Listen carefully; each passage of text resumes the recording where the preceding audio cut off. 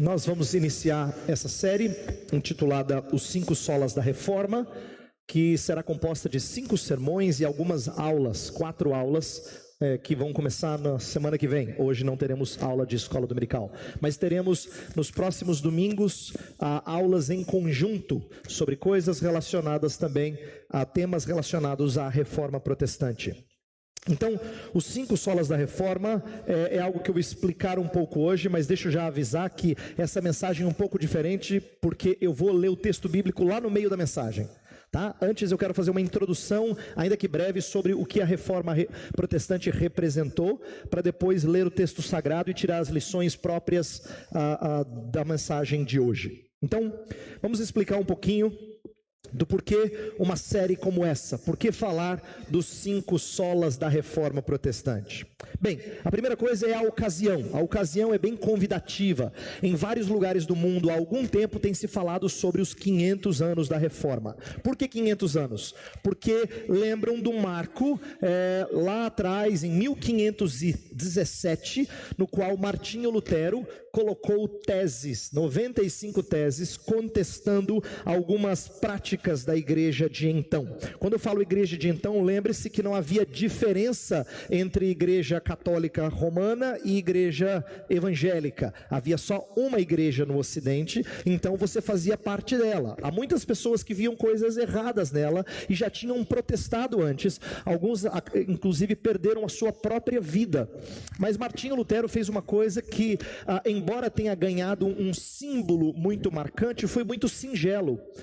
Quando ele expôs essas 95 teses e diz o seu amigo Philip Melanchthon que ela foi colocada na porta da igreja de Wittenberg, o que ele estava fazendo era chamando as pessoas para um debate, discutir a prática da igreja da época de vender indulgências a fim de tirar pessoas do purgatório mais rapidamente e levá-las ao lugar de descanso, ao deleite, ao céu. Então o que acontecia é, a igreja tinha o interesse de promover limpeza, pelo menos era assim que era divulgado, limpeza mais rápida das pessoas no purgatório.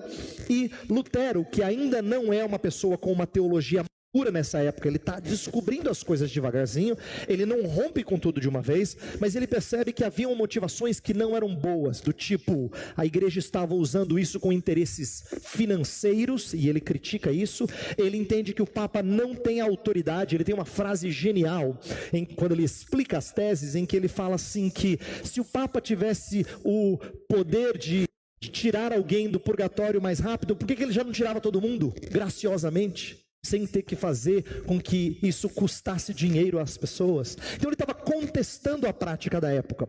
O que ele fez foi singelo. Quando ele colocou essas teses, ele na verdade não as divulgou, ele simplesmente as escreveu, mandou para autoridades, provavelmente colocou na porta da igreja, como dizem alguns historiadores, mas isso se tornou um marco porque essas foram traduzidas para o alemão e colocadas à disposição do público. Virou a do noticiário, se é que eu posso assim dizer, tá?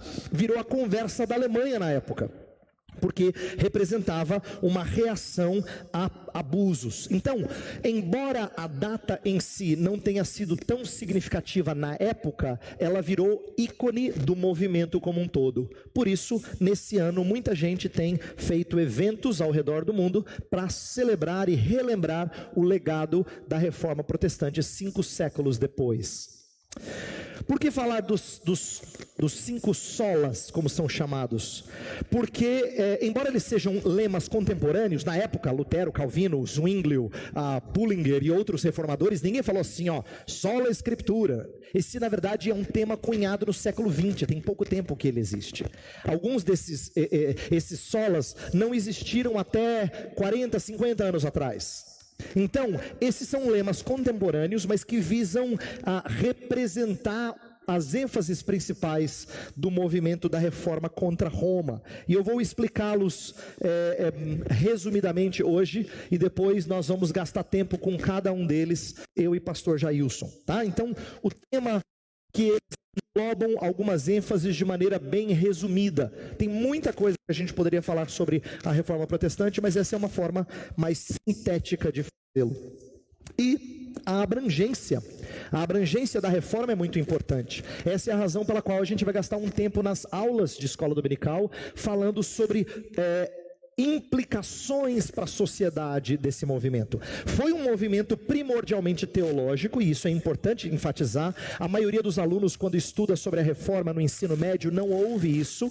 Às vezes é trabalhado nos livros textos algum elemento social, econômico, muitas vezes de forma negativa, mas o que se esquece de fazer no estudo da história é lembrar que esse foi um movimento eminentemente teológico, tinha a ver com perspectiva de quem é Deus, do que é salvação, do que é igreja e assim por diante. Mas, claro, aquilo que a gente crê afeta a maneira como a gente vive. E é por isso que a reforma teve implicações para o resto da sociedade da sua época. Então nós vamos lembrar algumas dessas contribuições e como elas são importantes para a vida do Ocidente em geral e para a nossa própria sociedade hoje, em pleno século 21.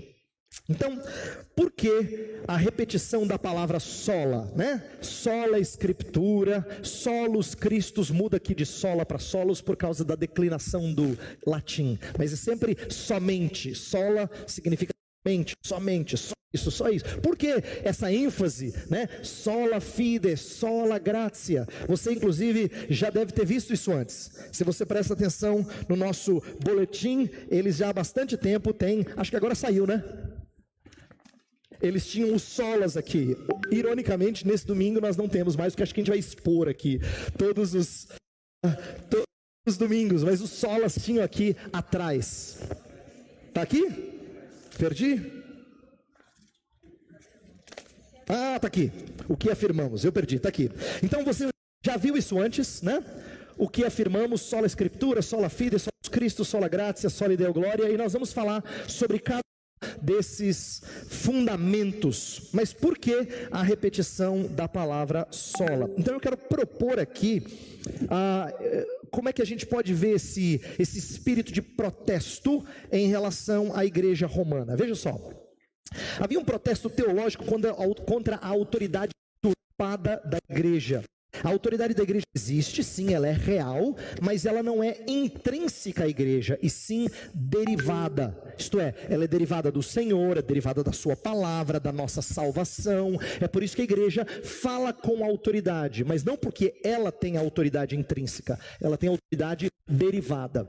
Então, por exemplo, a Escritura fala que quando 2 ou 3 estão reunidos em meu nome, aqui estou no meio deles, Jesus diz.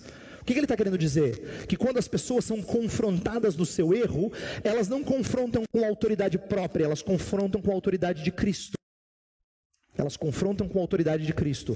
Portanto, a autoridade da igreja é uma autoridade derivada. Quando a reforma eclodiu, podemos dizer que houve uma redefinição da autoridade da igreja. Ela foi revista, trabalhada de novo. Então eu quero explicar agora os 5 solas a partir dessa ideia de autoridade na igreja protestante. Então isso aqui vai virar uma espécie de resuminho do porquê que nós somos chamados de protestantes. O que a reforma protestou em relação à autoridade da Igreja Católica Apostólica Romana, e o que torna a reforma tão sui generis, tão singular, tá? Então vai aqui um resuminho bem breve dos 5 solas antes de entrar na mensagem de hoje. Então, primeiro, sola Escritura, diz respeito ao fundamento da autoridade. O que isso significa? O peso dessa autoridade da igreja não está na tradição da igreja como a interpretação oficial da revelação bíblica. Para Roma, a tradição é considerada uma outra fonte de revelação. Isto é, para Roma, isso está nos documentos oficiais, na teologia oficial, o que acontece é que a Bíblia é importante, e ela é muito importante, ela é a palavra de Deus, eles não negam que seja a palavra de Deus, mas para entender a Bíblia você precisa complementá-la com a autoridade da tradição. A tradição é o ensinamento feito pela igreja que dá interpretação às Escrituras. Então, se você acha que você entende a Bíblia, a ideia é, não, você só vai entender a Bíblia se você der ouvidos ao que a igreja está dizendo que a Bíblia diz. Então a autoridade da igreja acabava chamando para si um complemento à Bíblia Sagrada, como sendo duas fontes de ensino, 2 fontes de revelação. o que a reforma protestante vai defender é que a Escritura não precisa de outros intérpretes, ela é a sua própria intérprete. Ela diz o que ela quer dizer. Como assim, você vai dizer? É porque ela explica em outro lugar o que ela quer dizer naquele lugar. Então os reformadores passaram a entender que não existe melhor intérprete da Escritura do que a própria Escritura, que textos claros esclarecem os textos obscuros. Se você não sabe o que algum texto quer dizer, procure em outro lugar e veja como outras partes da Escritura lançam luz sobre essa parte. Então, ao invés de chamar ou pedir ou lançar mão de outra autoridade para interpretar a Bíblia, eles entenderam que a Bíblia é a sua própria intérprete. Então a igreja tem autoridade quando ela possui conformidade bíblica. É por isso que todas as vezes que nós fazemos profissão de fé, batismo de adultos aqui na igreja, nós sempre dizemos assim: vocês estão dispostos a submeterem à liderança dessa igreja enquanto ela for fiel às sagradas escrituras. Perceba, a liderança da igreja não tem autoridade intrínseca, ela só tem autoridade quando ela tem conformidade bíblica, porque essa autoridade é advinda de Deus. É isso que significa sola escritura. Eu não tenho autoridade como pastor de dizer as coisas são assim, ponto, a não ser que ela tenha conformidade bíblica, a não ser que ela tenha respaldo do próprio Deus, tá? Estou dizendo isso porque às vezes nós nos deparamos com abuso de autoridade. Nós como pais já falamos assim: vai ser assim, pronto, acabou. O chefe na empresa já falou assim: quem manda aqui sou eu. E esse tipo de abuso de autoridade mostra que eles estão sempre achando que a autoridade está em si.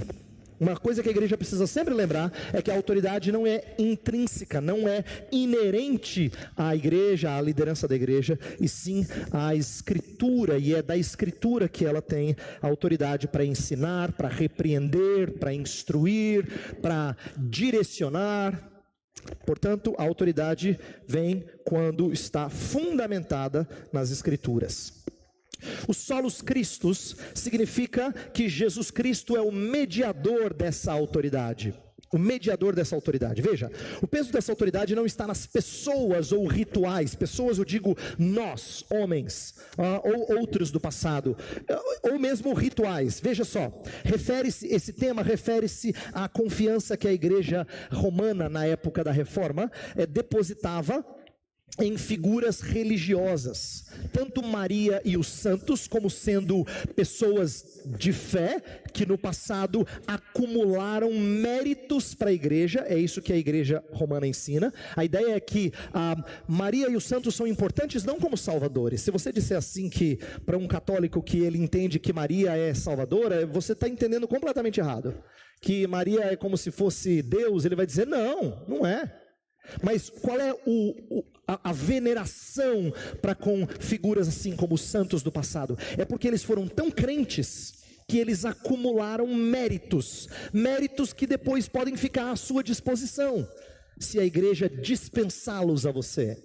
Então a ideia é que Maria e os santos haviam acumulado méritos, e esses sacerdotes são os intermediários para que você receba alguns desses méritos. Então essas figuras religiosas ganhavam status de verdade encarnada. É como assim, porque a devoção a Maria ou aos certos santos? O próprio Lutero conta a história de jovem, né, que ele resolveu ir para o monastério porque ele estava diante de uma tempestade, que ele achava que ele ia morrer, e ele roga a Santa Ana, que era uma padroeira lá dos mineradores, e ele era de uma cidade de mineradores. Então ele roga a padroeira da sua cidade, e ele não morre, e ele então se dedica à vida monástica, porque ele foi protegido por essa santa. Veja que esse tipo de devoção que a gente está acostumado a ver em nosso país, significa que essas figuras são estimadas como sendo a verdade de Deus em forma, ou uma maneira de enxergar a verdade de Deus. O problema é que a reforma protestante via que isso de alguma maneira tirava a glória de Cristo. Cristo é a única imagem que Deus provê para ser a verdade encarnada, para ser qualquer fonte de mérito, é somente Cristo que é essa verdade encarnada. Então a reforma rompeu com o sacerdotalismo, a ideia de que o sacerdote é quem intermedia sua relação com Deus. Tanto é que uma das coisas que aos poucos foi caindo, foi sendo deixada, é a chamada confissão auricular, é você se confessar ao padre. Isso acontecia por quê? Não que líderes não possam ser guias da vida espiritual dos fiéis, mas porque o sacerdote era aquele que intermediava perdão. Ele era aquele que dizia da parte de Deus o que você tinha que fazer em termos de penitência, quantas rezas, o que você tinha que fazer e assim por diante, para que você então se sentisse aliviado desse peso. O que a reforma vai dizer é que não existe intermediário. Qualquer intermediário colocado entre você e Cristo torna Cristo inacessível e macula tudo aquilo que ele representou. Ele veio ao mundo exatamente para não ter outros intermediários. Ele é a nossa relação direta com a divindade, com o próprio Deus. Portanto, a reforma rompeu com o sacerdotalismo, com a confissão auricular e com a eficácia intrínseca dos sacramentos. O que eu quero dizer é o seguinte: na teologia católica, os sacramentos eles concediam bênção a você, quer você fosse crente ou não. Quer você assim realmente cresce, não é que você não era um frequentador da igreja, você era um frequentador da igreja, mas quer você realmente cresce ou não. Então você participava de determinado sacramento, você era abençoado. Por isso o desespero de batizar crianças para que elas não morram pagãs. Por isso o desejo de ungir no finalzinho, a chamada extrema unção, para que não vá sem esse tipo de sacramento. Por isso a necessidade de ser um católico para poder casar na igreja católica, e você já ouviu disso. Por isso a necessidade de participar da missa acima de todas as coisas, porque é através dela que você recebe as bênçãos de Deus. A confiança no rito era muito forte, por isso que era uma igreja sacerdotal. Quer ver a melhor prova disso? O nome do culto da igreja romana é o nome de um sacramento: missa. Então o que está no centro do culto romano? Um sacramento. É a celebração do ritual a fim de se obter as bênçãos de Deus. O que a reforma então fez é romper com qualquer tipo de intermediário que não fosse colocado por Deus na sua palavra. Cristo não precisa de intermediários. Ele não precisa de ser intermediado por pessoas nem por rituais. Rituais podem ser meios de graça, mas é Ele diretamente quem abençoa e não o sacerdote por intermédio do sacramento. Sola gratia é o crédito da autoridade. Veja só, o peso da autoridade não advém de uma mistura da obra de Cristo com a nossa cooperação. Eu coloquei entre parênteses aqui salvação sinergista, é a ideia de que Deus faz uma parte e eu contribuo, e eu participo, e eu coopero. A reforma foi muito contra isso. Embora poucas pessoas evangélicas saibam que a reforma representa isso, ela representa um rompimento com essa ideia de cooperação com Deus. É verdade que Deus faz bastante, tipo assim 98%. Mas todas as vezes que você bota alguma porcentagem, por menor que seja, da parte do homem, você está falando de um trabalho conjunto. E é isso que a reforma quis mostrar, que não era bíblico. Nós somos salvos pela graça com uma justiça passiva, dizia Lutero. Justiça passiva significa que eu não faço nada, eu recebo. Passiva porque eu a recebo, sem a minha participação. Nós não somos julgados baseado em justiça, mas em misericórdia. Não é interessante que todas as vezes que a gente confronta alguém, surge sempre aquela perguntinha assim: quem é você para vir falar comigo? Porque a nossa cabeça sempre é baseada em justiça própria. Está vendo como a gente não é evangélico de coração? A gente tem que se converter para ser evangélico, entendeu? Porque por natureza a gente diz assim: quem é você para me confrontar? A gente sempre apela para a justiça própria antes do que para a justiça de Cristo. Sempre a gente faz isso. Sempre a gente faz isso. A gente acha, e ainda assim, quando você acha que você tem justiça própria, você chega num lugar e você não é bem tratado. Não dá vontade de dizer assim: com quem que você pensa que você está falando? É apelo à justiça própria. Sempre apelo à justiça própria. O que a reforma vai ensinar é que nós somos quem somos somente pela graça. Nós somos quem somos somente pela graça. Deus nos julga e os homens devem nos julgar baseados não em justiça, mas em misericórdia. Por isso que a igreja exerce uma autoridade, por mais estranha que pareça essa expressão, exerce uma autoridade graciosa. Você fala assim, autoridade, eu até engrosso a voz. Mas graciosa parece que dá uma melada assim, né? Mas é assim, quando nós vamos confrontar alguém, quando nós vamos instruir alguém, quando nós vamos levantar alguém, nunca é porque nós temos méritos próprios, é somente pela graça de Deus. Ah, mas quem sou eu, pastor, para estar diante da igreja nesse trabalho? Você foi alcançado pela graça de Jesus Cristo, basta, somente a graça. Ah, mas eu não tenho assim X anos de igreja. Você foi alcançado pela graça de Jesus Cristo, basta. Ah, mas eu não conheço tanto a Bíblia para... Você foi alcançado pela graça de Cristo, então basta. Sola gratia tira qualquer senso de justiça própria, de méritos meus. Sola fide diz respeito ao instrumento da autoridade. O peso da autoridade da igreja de anunciar o evangelho está numa justiça que não foi apropriada por nossas obras, mas pela fé. Há muita diferença entre aquilo que Roma dizia, falava de uma justiça que estava dentro de nós, e o que a reforma vai ensinar, que é uma justiça fora de nós, que foi considerada nossa. A gente chama em teologia de justiça infusa ou intrínseca versus uma justiça imputada, quer dizer, de outro, mas que foi colocada na nossa conta, tá? A justiça de Cristo colocada na nossa conta. E perceba por que é diferente isso. Nós não estamos falando da mesma coisa. Há uma diferença radical. E eu acho que essa pergunta que eu trago no final ajuda a ilustrar isso. Presta atenção. Como você quer ser avaliado por Deus e pelos homens? Pela quantidade de justiça divina que há em você? Ou pela justiça divina atribuída a você? Em outras palavras, quando Deus vai julgar você para ver se você pode entrar na morada dele, você quer que ele julgue baseado em quanta santidade tem dentro de você? Ou em quanta santidade tinha em Cristo por você? Entende a diferença? Você acha que você compete com Cristo? Ou quando as pessoas vão julgar quem é você para fazer alguma coisa, você quer que as pessoas te julguem baseado em quanta santidade tem dentro de você? Ou na autoridade que Cristo te deu de falar a verdade? Você percebe? É muito diferente. Nós sermos tratados por Deus e pelos outros baseado naquilo que Cristo fez, muda o cenário. E sola fide diz respeito a nós nos apropriarmos da justiça de outro e ela ser considerada nossa. Então olha que interessante, alguém pode chegar para você e falar assim, você é um santo. Aí você diz, não, eu imagino, eu tenho muitos pecados. Não, você é santo sim.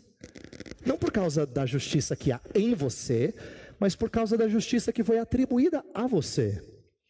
Então você é considerado uma pessoa separada, santificada, justificada, nesse sentido de ter sido separada por Deus para ser povo dele, de ter a justiça de Cristo colocada na sua conta. É isso que significa sola fide. E sola deo glória é o propósito dessa autoridade. Presta atenção agora que eu vou resumir os anteriores. Se os fiéis precisam do clero, isto é, dos sacerdotes para ler a Bíblia, se Maria e os santos são venerados e os sacerdotes são despenseiros dos méritos aos fiéis, se cooperamos com Deus em nossa salvação, se as nossas obras são um dos meios de sermos considerados justos, então Deus não recebe toda a glória. Deus não recebe toda a glória. Por que então dos pontos anteriores? Por que de tanta ênfase nisso? Porque a glória tem que ser toda de Deus. Soli Deo. Glória significa somente a Deus a glória. Ela é dada apenas a Deus. As ideias acima são um outro evangelho que fere a glória do Altíssimo. E agora então eu quero entrar na segunda parte, que é ler o texto sagrado com vocês e perceber que Paulo estava preocupado com um outro evangelho. Então o texto de Gálatas é uma boa introdução para a gente falar da sola escritura e incorpora um pouco dos temas da reforma que eu enfatizei nessa primeira parte da mensagem. Então veja só. Agora, de forma sucinta, nós vamos olhar para Gálatas 1, 6 a 12 e falar desse primeiro pilar da reforma protestante, que é somente a escritura, sola escritura. Abra sua Bíblia então em Gálatas capítulo 1, versos 6 até o verso 12. Diz assim: admiro-me de que vocês estejam abandonando tão rapidamente aquele que os chamou pela graça de Cristo, para seguirem outro evangelho, que na realidade não é o evangelho. O que ocorre é que algumas pessoas os estão perturbando, querendo perverter o evangelho de Cristo. Mas ainda que nós, ou um anjo dos céus, pregue um evangelho diferente daquele que lhes pregamos, que seja amaldiçoado. Como já dissemos, agora repito: se alguém lhes anuncia um evangelho diferente daquele que já receberam, que seja amaldiçoado. Acaso busco eu agora a aprovação dos homens ou a de Deus? Ou estou tentando agradar a homens? Se eu ainda estivesse procurando agradar a homens, não seria servo de Cristo. Irmãos, quero que saibam que o evangelho por mim anunciado não é de origem humana. Não o recebi de pessoa alguma, nem me foi ele ensinado. Ao contrário, eu o recebi de Jesus Cristo por revelação. Existem alguns ensinamentos que eu acho preciosos desse texto, e eu vou usá-lo como resumo do que sola escritura significa. Veja só, vamos olhar para os ensinamentos em Gálatas. Primeira coisa que Paulo ensina é que aquilo que ele anuncia, o evangelho, que aqui eu vou igualar com o sentido de palavra de Deus, é a mensagem que ele anuncia, a palavra de Deus, ela é a própria voz de Deus. A expressão que os reformadores gostavam é falar que a Bíblia é a vox Dei, a voz de Deus, a expressão em latim, a voz de Deus. Ele fala, o evangelho nos versos 11 e 12, irmãos, o evangelho por mim anunciado não é de origem humana, não recebi de homem nenhum não.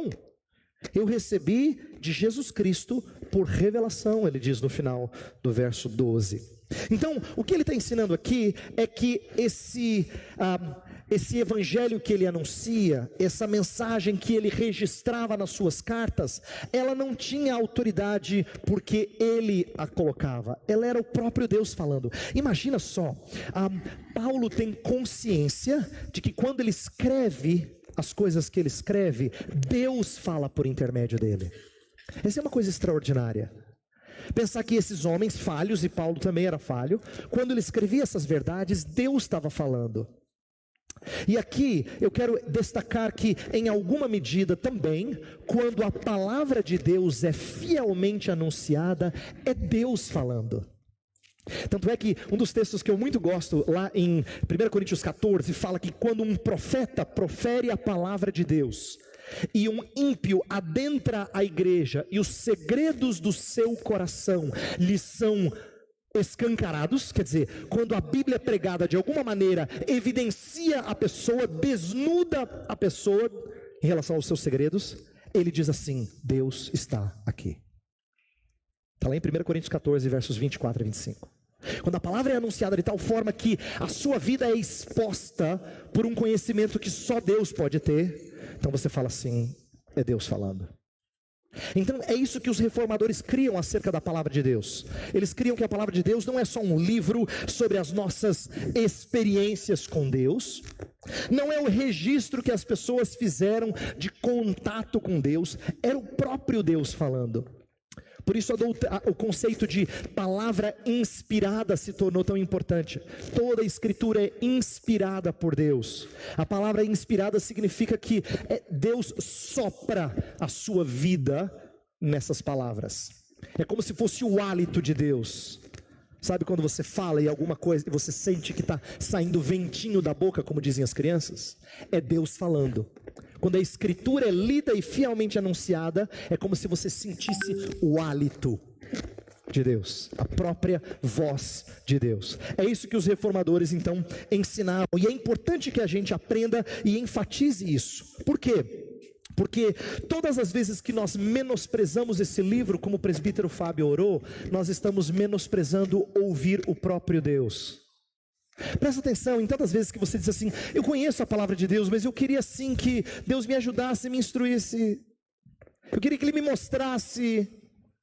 Você está querendo dizer que ela não é suficiente, não é? Eu sei o que a Bíblia diz, mas eu queria que Ele... Pronto. Você está menosprezando a força e o poder e a eficácia da voz de Deus. Paulo não quer isso. Inclusive ele escreve Gálatas como uma das cartas mais bravas dele. É a única carta em que ele não agradece a Deus pela vida da igreja. Ele tem uma urgência tão grande de confrontar o erro deles, o abandono deles, que ele fala assim: gente, eu quero que vocês ouçam esse evangelho. Esse evangelho aqui, ó, eu recebi do próprio Jesus Cristo. É ele falando. Esse é o primeiro ensino. Segunda coisa que é muito interessante nesse texto é que a autoridade desse texto não reside em anjo ou apóstolo. O que eu quero dizer é que a autoridade provém do próprio Deus e não de alguma criatura, mesmo que seja espetacular. Preste atenção em como Paulo coloca lá no verso 8. Ele fala assim: mas ainda que nós, ou um anjo dos céus, pregue um evangelho diferente daquele que lhes pregamos, que seja amaldiçoado. Você percebe o que Paulo faz? Ele diz assim, ó: se um dia você ouvir o apóstolo Paulo ensinando diferente, não dê ouvidos a ele. Que legal isso, que ele acabou de se jogar fora nessa equação. Não é porque ele, apóstolo, fala. Você percebe que a autoridade não está nele? Ele nunca diz assim: eu sou apóstolo de Jesus Cristo, por isso aquilo que eu digo, ó, escute, hein, sempre. Não, é aquilo que Jesus diz que você tem que escutar. Mesmo que eu diga uma coisa diferente, não me ouça. Mesmo que um anjo venha do céu e se diga assim: Deus mandou um anjo, não ouça. Essa palavra aqui, ela não é para ser deturpada. A autoridade dela não reside em algo espetacular, como um apóstolo falando com você, ou um anjo do céu. Reside em o próprio Deus falar conosco. Aqui, isso me faz lembrar da história que o próprio Paulo presenciou, quando ele está pregando em Tessalônica. Está no capítulo 17 de Atos. Abre a sua Bíblia lá em Atos 17. Paulo prega em Tessalônica e tem uma bagunça danada. As coisas não são tão bem recebidas em Tessalônica. Veja lá, no começo do 17 fala que ele chega a Tessalônica, havia uma sinagoga, ele começa a expor as escrituras, e depois que ele faz isso, diz que, verso 5, mas os judeus ficaram com inveja, reuniram alguns homens perversos dentre os desocupados e com a multidão iniciaram um tumulto na cidade. Invadiram a casa onde Paulo estava hospedado, pegaram preso um homem da casa lá, o Jason, e aí fizeram um alvoroço danado, até que soltaram ele. A multidão, os oficiais da cidade ficaram agitados, depois soltaram o Jason. Aí, olha o versículo 10, olha que contraste. Logo que anoiteceu, os irmãos enviaram Paulo e Silas para Bereia. Chegando ali, eles foram à sinagoga judaica, de novo, sabendo que podiam ser presos de novo. Mas olha só, os bereanos eram mais nobres do que os tessalonicenses, pois receberam a mensagem com grande interesse, examinando todos os dias as escrituras, para ver se tudo era assim mesmo. Fantástico! O apóstolo Paulo está aqui. Ah, é? Vamos ouvi-lo? Vamos! Aí ele fala e diz assim: peraí, Paulo, deixa eu ver se você está falando bobagem. Porque as escrituras eram autoridade acima do que o próprio Paulo falava. Eles estavam olhando nas escrituras do Antigo Testamento, é claro, não tinham ainda os livros do Novo Testamento, mas eles sabiam que ela era a palavra de Deus. Então eles examinavam: dá uma olhada lá em Isaías para ver se é assim mesmo, olha lá em Deuteronômio para ver se é assim mesmo, leia os Salmos para ver se é assim mesmo. Eles estavam olhando para as escrituras, não ouvindo a palavra do apóstolo Paulo de maneira incontestável. E a escritura então diz que eles eram mais nobres, porque eles tiveram cuidado de examinar as escrituras. Sabe, eu acho que uma lição que a gente tem que aprender é que a gente está muito acostumado a ouvir boas mensagens sem checar para ver se de fato elas são assim. Uma das coisas que a gente faz muito pouco é olhar na Bíblia enquanto o pastor fala. A gente gosta de ver lá o slide, gosta de ver o pastor falando, mas poucas vezes a gente está aqui, ó, para ver se de fato é assim. Esse é um exemplo de que nós nem sempre agimos de maneira nobre, como os bereanos o faziam.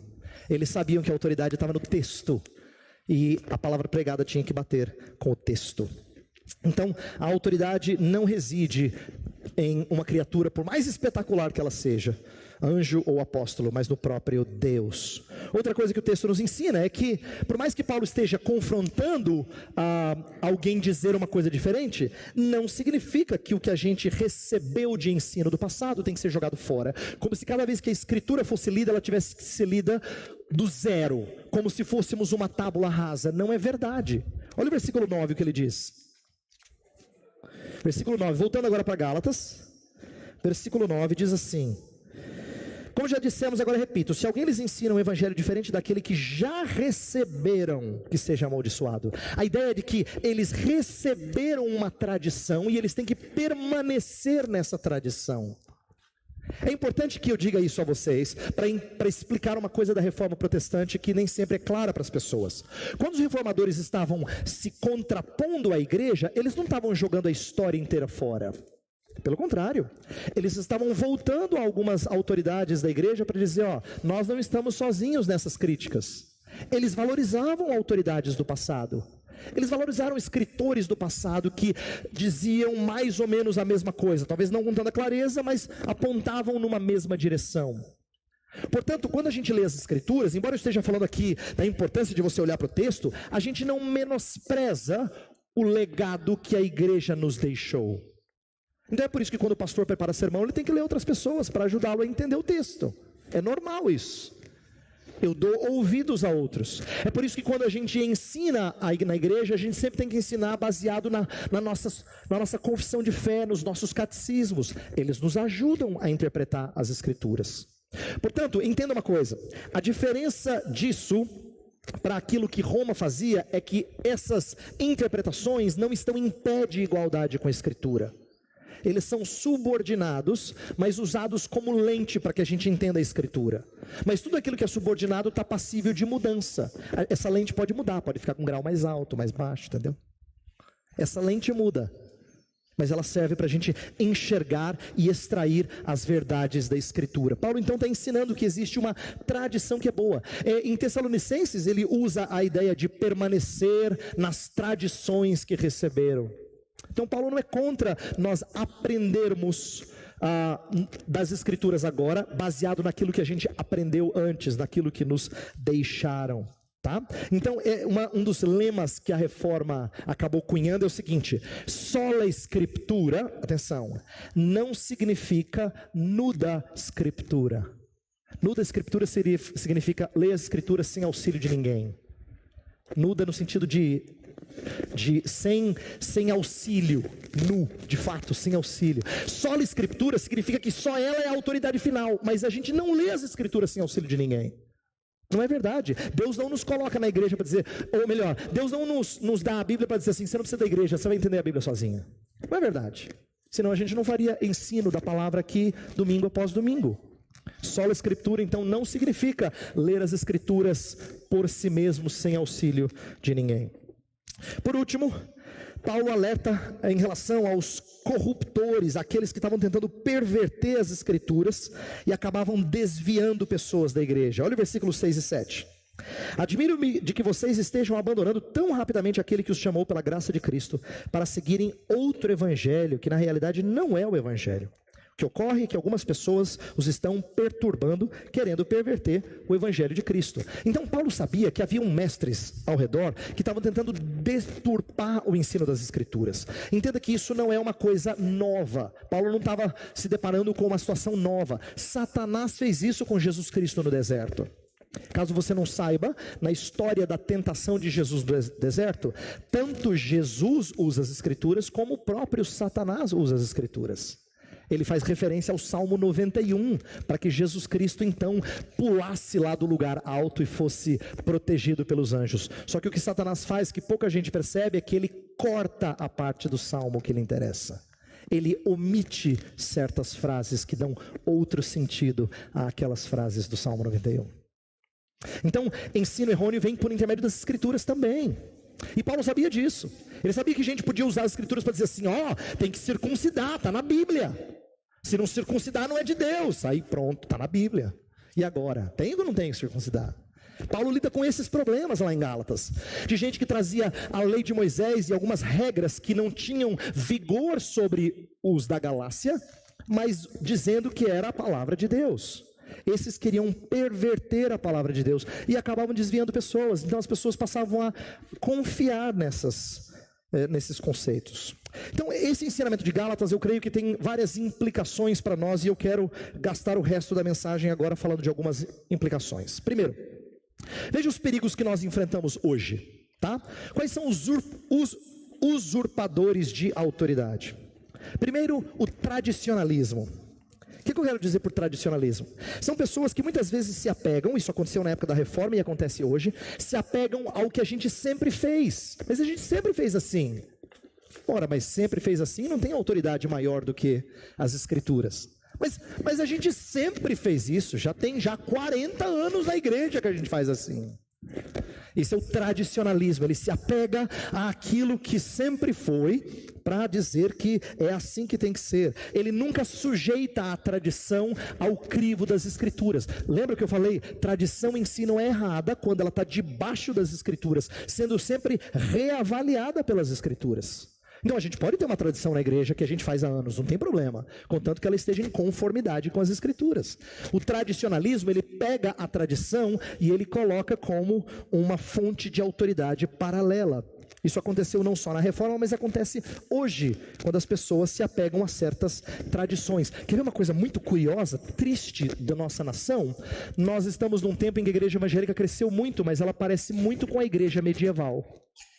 Porque as pessoas que frequentam as igrejas evangélicas, na sua maioria, não sabem nada de Bíblia, e elas ouvem o líder lá na frente como se ele fosse o próprio Deus. Igualzinho na época medieval. Elas são analfabetas em termos de conhecimento bíblico, e elas ouvem o líder como se ele falasse a verdade infalível. Isso é tradicionalismo nas igrejas evangélicas de hoje. A tradição, aquilo que é dito pelo seu líder eclesiástico acaba virando, tem peso de palavra de Deus. Um outro perigo, um usurpador de autoridade em nossos dias é o emocionalismo.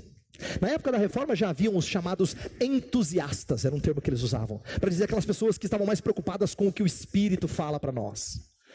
Mas a gente sabe que isso ocorreu em outras épocas e ocorre em nossos dias. Eles até citam erroneamente aquele texto da Bíblia que fala assim: a letra mata, mas o Espírito, vivifica. A ideia de que o Espírito é superior à letra. Quem fica preso assim na Bíblia e não ouve o Espírito, essa pessoa, ela não é espiritual.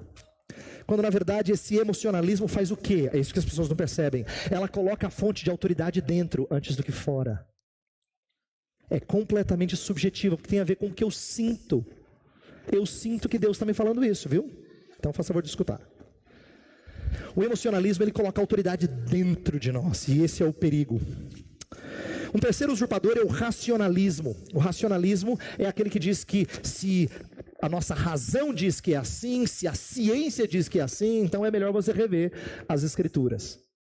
E veja, não estou dizendo que a gente não deva usar a razão para entender tanto a criação de Deus quanto a própria escritura, mas o racionalismo, ele coloca a razão numa autoridade paralela ou superior. Isso aconteceu muito no período do iluminismo, quando a razão era o crivo com o qual você examinava se uma parte da Bíblia é verdadeira ou não. Você examinava as escrituras e dizia assim: confronta aquilo que nós enxergamos no mundo, tipo assim, a não ocorrência de milagres, sim, está indo contra essa ideia, então não é verdadeiro. Então o que aconteceu ao longo da história foi a rejeição de certos trechos da escritura, de certos relatos da escritura, porque a razão não permite isso. Então a adaptação ao homem moderno foi sempre recontar esse mito de uma maneira que o homem moderno possa recebê-lo. É assim que o racionalismo passou a ensinar as escrituras. O movimento liberal fez isso, tá? Bem, diante desses perigos, quais algumas implicações de sola escritura? Olha que interessante. Primeiro, uma das coisas que a reforma fez foi ênfase na pregação. A pregação passou a virar o centro do culto evangélico, pelo menos desde a reforma. É verdade que hoje em muitas igrejas não é assim, infelizmente. Mas o legado da reforma foi que pregação seria o centro, abrir o livro e fazê-lo entendido. Isso era necessário para que as pessoas mostrassem a Deus falando, a Vox Dei, né? A ênfase na pregação foi uma das implicações de sola escritura. E hoje a gente pode detectar uma igreja que segue o legado da reforma, dependendo da ênfase que ela dá ao texto aberto e explicado. Uma segunda implicação é que a autoridade é transcendente. Lembra que eu falei do emocionalismo?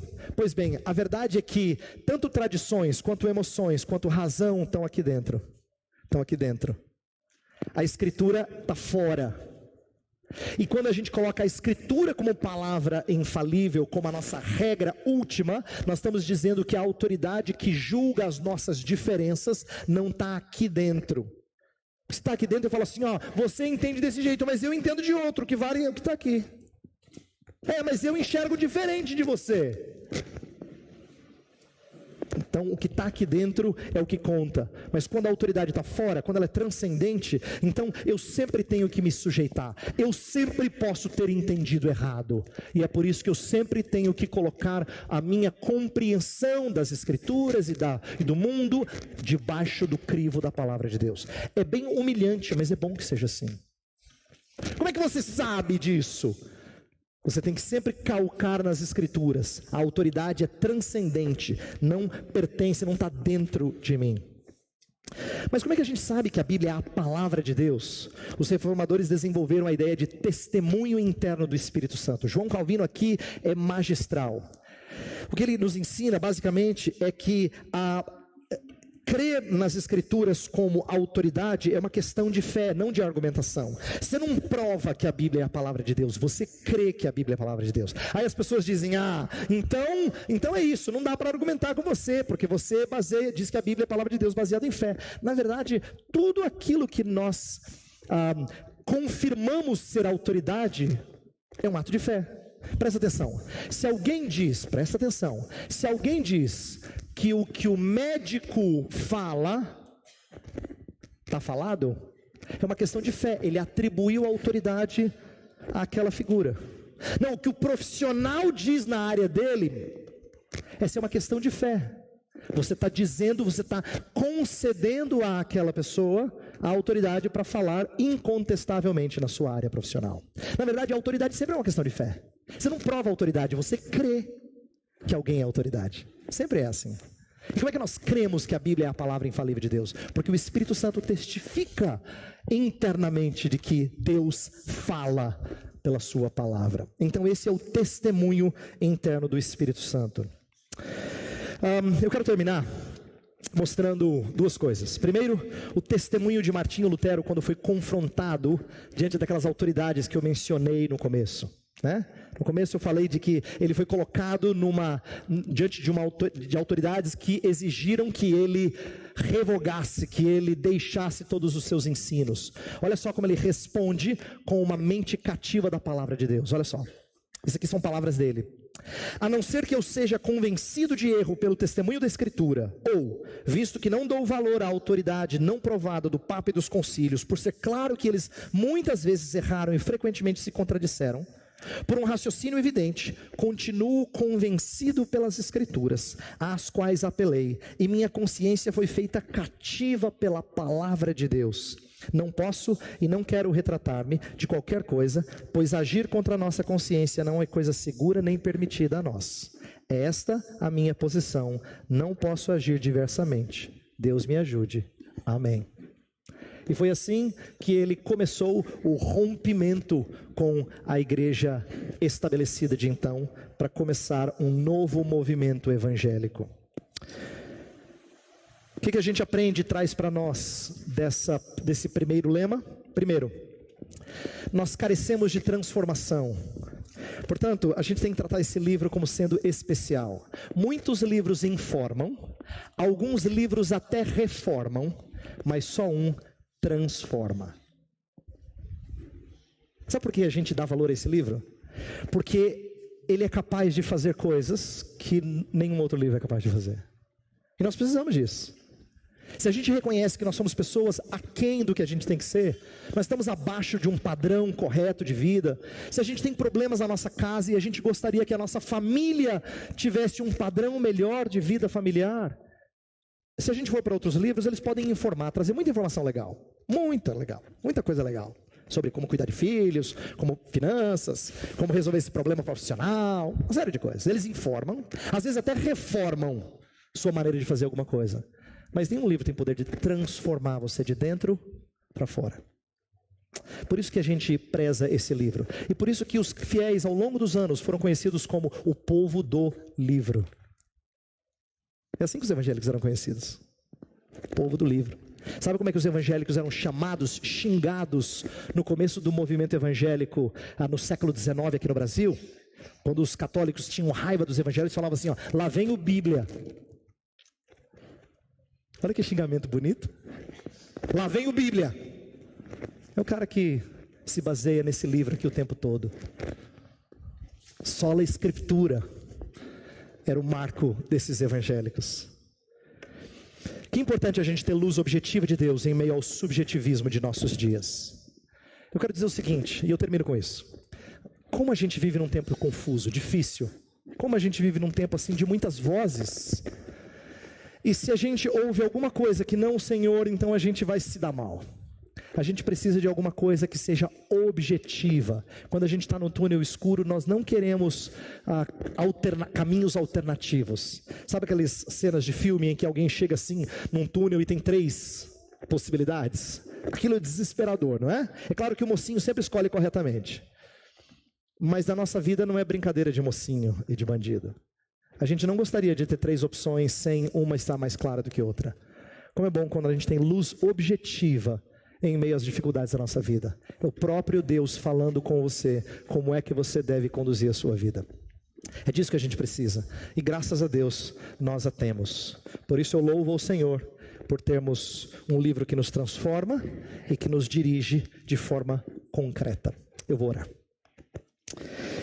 Pai do céu, nós te bendizemos nesta manhã porque começamos a lembrar do legado da reforma, não para celebrar um movimento, mas para lembrar da riqueza da tua palavra, para lembrar da autoridade da tua palavra, e para sermos encorajados por esse fundamento. Queremos ser um povo que estuda esse livro, Senhor, que gasta tempo com esse livro. Então ajuda-nos a sermos estudiosos, ajuda-nos a sermos zelosos por aprendê-lo. Senhor, desperta nas pessoas aqui que têm preguiça de ler, a que leiam mais a Bíblia.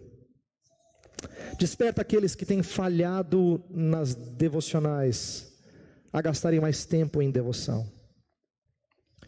Desperta aqueles que têm lido outras coisas acima das tuas coisas, para que invertam as prioridades.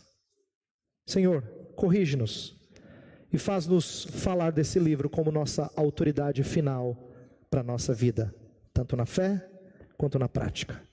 Oramos em nome de Jesus. Amém. Você está ouvindo Web Rádio Servindo com Amor. 24 horas com você.